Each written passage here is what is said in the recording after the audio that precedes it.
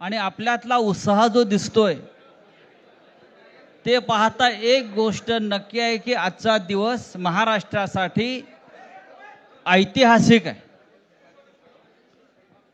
सकाळी मी कोणाला तरी सांगितलं की आजच्या दिवसाचं महत्त्व काय आहे.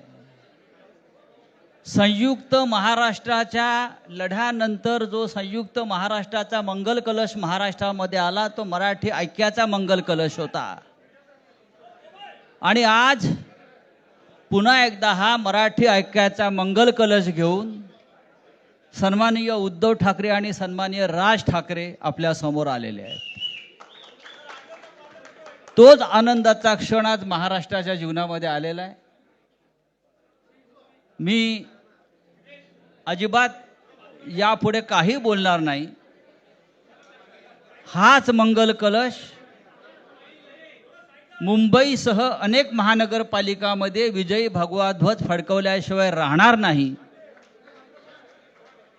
आणि या महाराष्ट्राला फक्त ठाकरेच नेतृत्व देऊ शकतात आणि महाराष्ट्र ठाकरेंच्याच मागे जाईल हे सांगणारी आजची पत्रकार परिषद आणि आजचा दिवस आहे.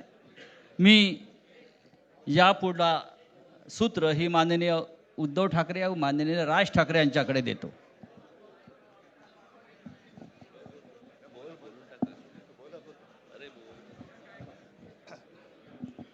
बघा एवढं आमचं एकमत झालेलं आहे. सर्वांचं स्वागत करतोय.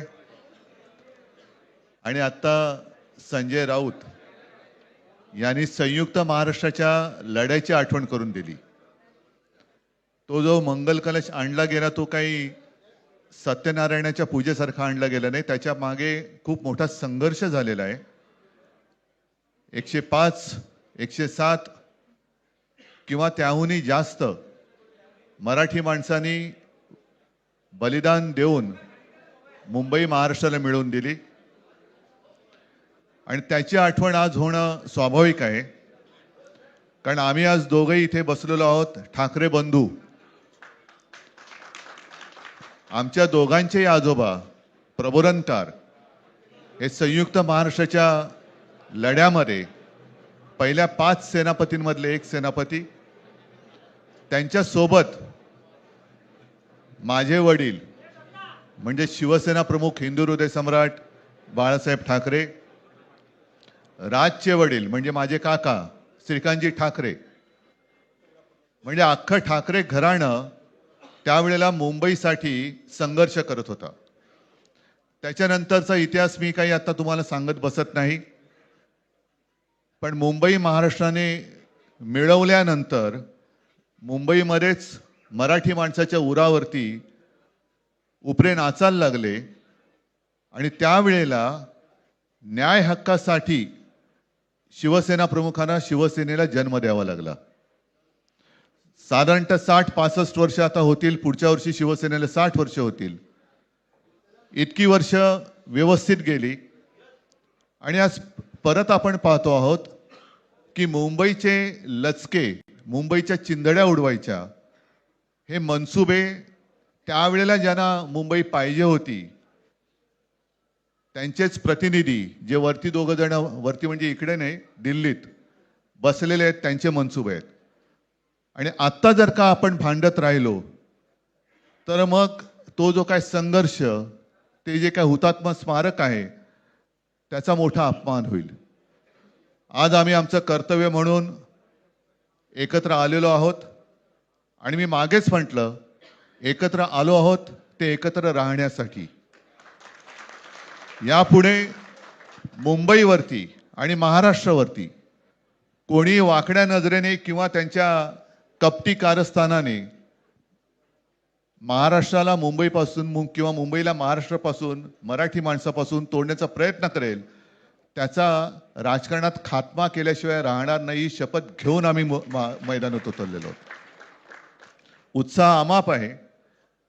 मी तुमच्या सर्वांच्या माध्यमातून, मला कल्पना आहे की आज केवळ महाराष्ट्रच नाही तर अख्खा देश बघतोय. मी सर्वांना विनंती करतोय, आवाहन करतोय आणि एक सूचना सुद्धा करतोय. कारण मागे विधानसभेच्या वेळेला भारतीय जनता पक्षाने जो एक अपप्रचार केला होता, बटेंगे तो कटेंगे, तसंच मी मराठी माणसाला सांगतोय की आता जर का चुकाल तर संपाल, आता जर का फुटाल तर पूर्णपणे संपून जाल. म्हणून परत एकदा तुटू नका, फुटू नका आणि मराठीचा वसा टाकू नका, हाच एक संदेश मी आमच्या आज दोघांच्या युतीच्या निमित्ताने संपूर्ण महाराष्ट्राला देतो आहे. आणि मला खात्री आहे की मराठी माणूस हा सहसा कोणाच्या वाटेला जात नाही, पण त्याच्या वाटेला जर का कोणी आलाच तर त्याला परत जाऊ देत नाही. मी सगळ्यांना परत मनापासून धन्यवाद देतो. आणि राज,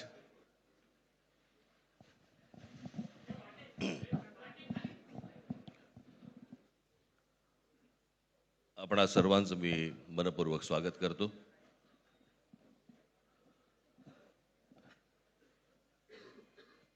जे काय बाकी बोलायचंय ते सगळं जाहीर सभा जेव्हा सुरू होतील त्यावेळेला बोलूच आम्ही. परंतु माझी एक मुलाखत झाली होती आणि मी मुद्दामून आठवण करून देतो त्या गोष्टींची. आणि त्या मुलाखतीमध्ये मी असं म्हटलं होतं की कुठल्याही वादापेक्षा आणि भांडणापेक्षा महाराष्ट्र मोठा आहे. आणि मला असं वाटतं तिथून त्या आज आम्ही एकत्र येण्याची सुरुवात त्या वाक्यापासून झाली.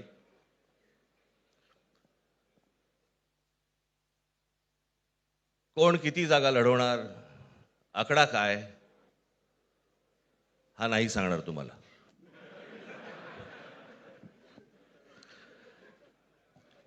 महाराष्ट्रामध्ये सध्या लहान मुलं पळवण्याची खूप टोळ्या फिरतायत. त्याच्यामध्ये 2 टोळ्या अजून जास्ती ऍड झालेल्या आहेत. ते राजकीय पक्षांमधली मुलं पळवतात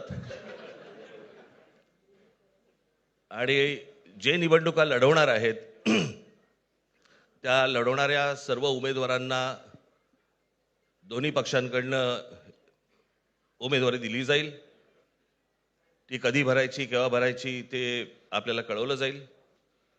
आज फक्त आपल्या समोर एकच गोष्ट मी आपल्याला सांगू इच्छितो की बरेच दिवस याची प्रतीक्षा महाराष्ट्र करत होता. ती शिवसेना आणि महाराष्ट्र नवनिर्माण सेनेची युती झाली हे आज आम्ही आपल्याला जाहीर करत आहोत.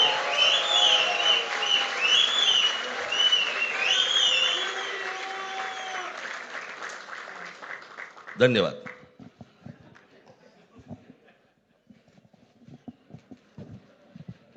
आकड्याचा खेळ संपला ते बरं झालं. नाही, आकड्यांचा खेळ सुद्धा आता सांगायचं नाही.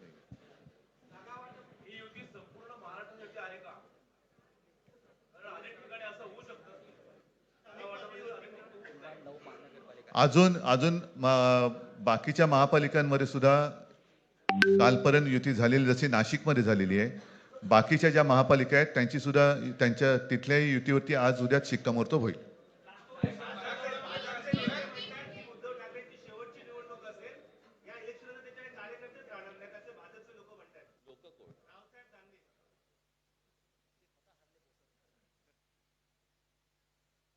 त्यांच्यावरती प्रतिक्रिया देण्याच्या तरी पातळीचे राहिलेत का ते? त्यांना त्यांच्या पक्षात सुद्धा कोण विचारत नाही. जाऊ दे. मला असं वाटतं की उत्तर देवांना द्यावीत, दानवांना नाहीत.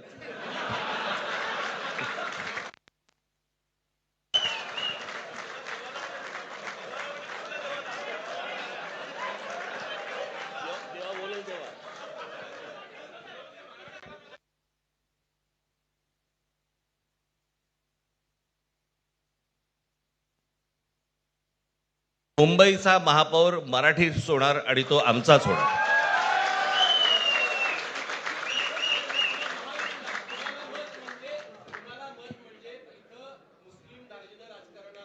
मला असं वाटतं की एक मुख्यमंत्र्यांचा व्हिडिओ पण फिरतोय ज्याच्यामध्ये ते अल्ला हाफिज असं म्हणलेत, बरोबर ना? तर या गोष्टी त्यांनी सांगू नयेत. माझ्याकडे खूप व्हिडिओज आहेत.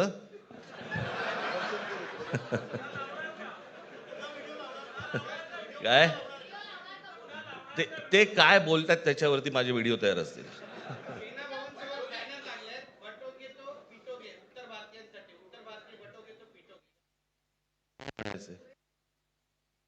काय म्हणायचं त्याच्यावरती? सगळ्यावर कसं बोलायचं रे?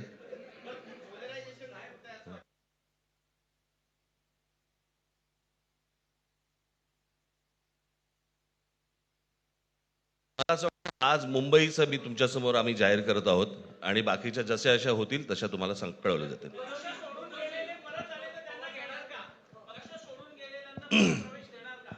मग कोण गेलेत?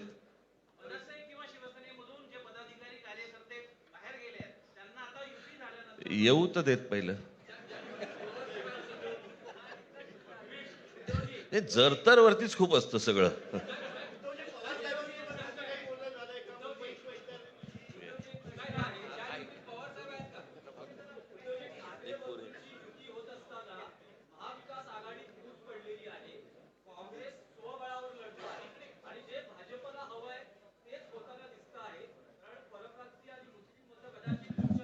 भाजपला काय हवं आहे ते भाजपने पाहावं, मराठी माणसाला काय पाहिजे ते आम्ही पाहतो.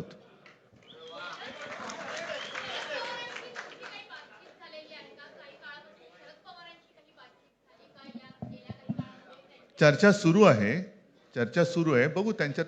आम्ही आज आमची युती जाहीर केलेली आहे, शिवसेना आणि महाराष्ट्र नवनिर्माण सेना.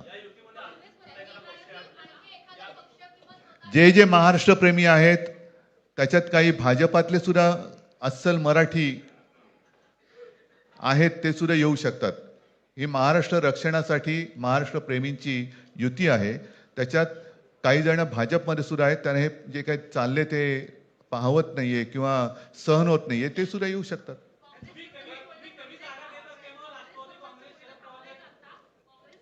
काँग्रेसने जर जाहीर केलं ना, हो मग आता म्हणजे आणखीन काय बोलायचं? तोडलं का?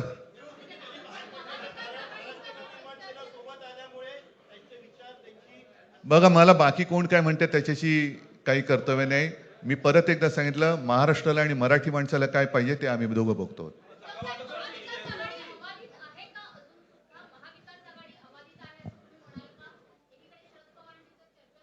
सगळे पक्ष बाहेर पडून आघाडी अबाधित आहे.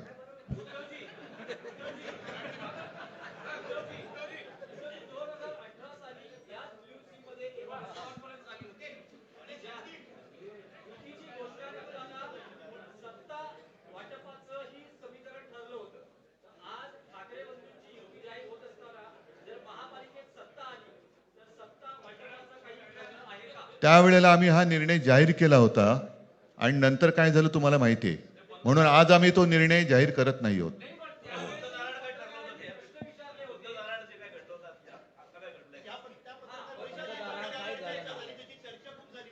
आता आमचं दोघांचंच घर आहे ना, दार बंद कशाला करायचं? ठीक आहे, चला. मला असं वाटतं बाकीच्या प्रश्न आता काही तसं काही नाहीये. निवडणुकीपूर्वी अरे झालेलं आहे ना जागा वाटप. माझी निघताना फक्त एकच छोटी विनंती आहे. ज्यांचं मुंबईवरती, महाराष्ट्रावरती, मराठी माणसावरती प्रेम आहे, अशा सर्व माझ्या पत्रकार बांधवांना, भगिनींना माझी विनंती आहे की आमच्या पाठीमागे उभे राहा. धन्यवाद.